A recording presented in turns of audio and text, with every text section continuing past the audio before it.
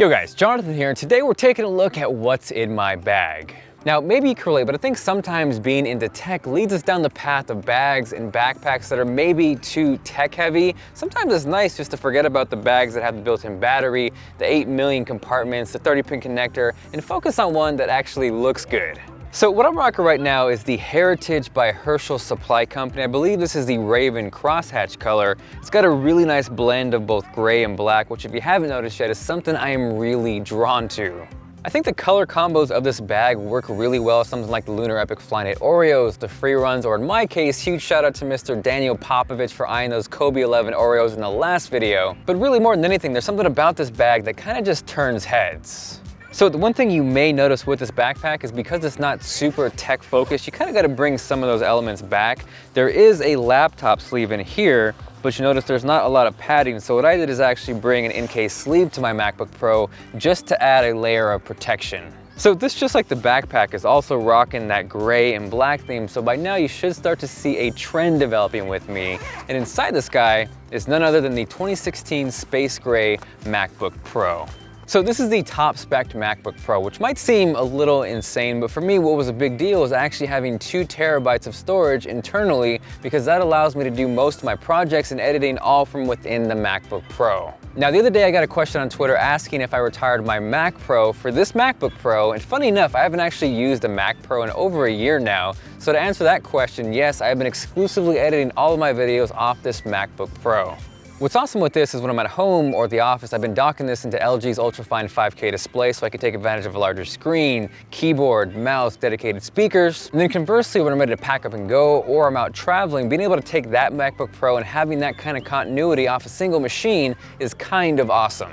Next, continuing along with the theme of bringing some tech elements back to the backpack, this traveling case from Amazon Basics is super useful if you got those smaller tech items that float around freely and run around wreaking havoc in your backpack. Plus, it's gonna add a layer of protection just in case you drop it.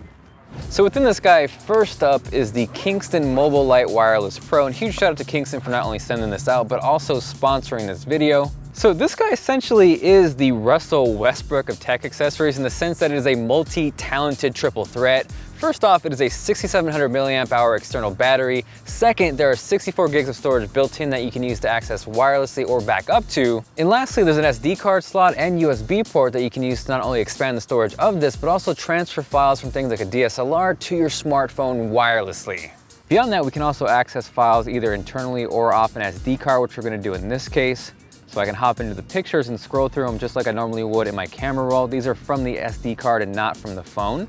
So more than anything, it is a really nice way to access files, whether you want to load it up with music, movies, pictures, or alternatively, a really nice way to back things up. I can see it being really helpful if you're out in the field recording something like a Zoom H5. Maybe you don't have access to a computer. This is a really convenient way to instantly back something up.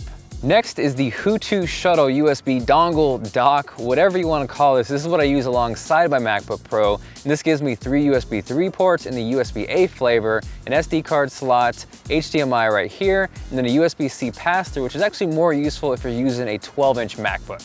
Next is nothing super exciting. I got the charger to my MacBook Pro USB-C along with the cable and a lightning cable from Anker here. If you haven't checked these out, these are actually some of my favorite. They're super durable, super sturdy, and if you've had problems with your lightning cable breaking, this might be a great solution for you.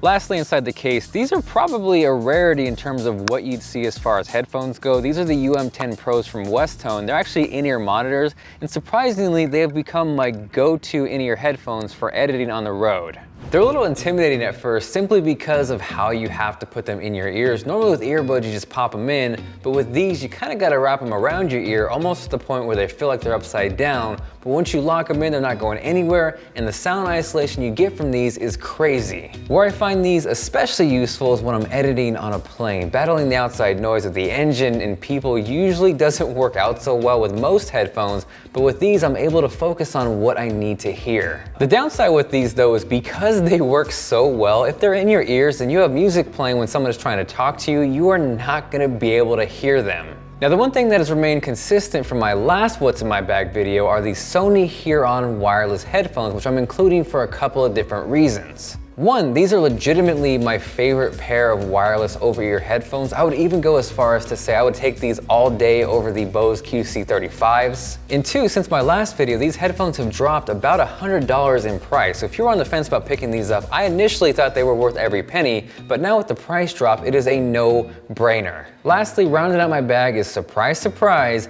Apple AirPods. Now yes, those Sonys that I just talked about are still my favorite headphones, but the convenience, the simplicity, and how well AirPods work have seriously cut into how much I use them. By no means are the AirPods audiophile quality, but they don't sound bad, and I find myself using them more and more often. For me, it really just comes down to the simplicity. I pull them out of the case, I don't have to worry about turning them on or connecting them. As you saw in my 1 month later video, small things like taking them out of your ear to pause a song or putting them back in to play a song is really nice. And since that last video, Apple actually rolled out Find My AirPods, which is something I thought would be really useful. So that's all I really gotta say. I like Apple AirPods. If you're gonna hate on them, you're gonna hate on them. Obviously, they have not replaced all of my headphones, which you clearly saw. But at the end of the day, they're just a really cool piece of tech. Aside from that, hopefully you enjoyed a look at what's inside my bag. If you guys dug this video, make sure to smash that like button. Links to everything we talked about, including the backpack, are down below. This is Jonathan, and I will catch you guys later.